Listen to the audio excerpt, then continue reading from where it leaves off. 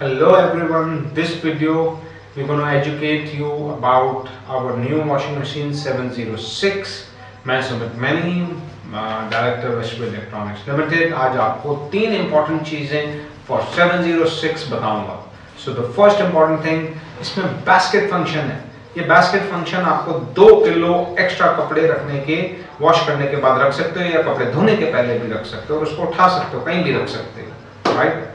So this is a very important function. Second important function ये transparent lids में है. So transparent lids आप देख सकते हो. नंबर 3, ये इसमें रेड कलर है. So red is a great color जो आपको देखने में, डिजाइन में बहुत बढ़िया लगेगा. ये मशीन कैसे लगती है आप देख सकते हैं. So if you like this our channel, so आप हमारे चैनल को सब्सक्राइब करिए western electronics limited. And next video में मैं आपको नेक्स्ट वॉशिंग मशीन के बारे में बताऊंगा. Thank you.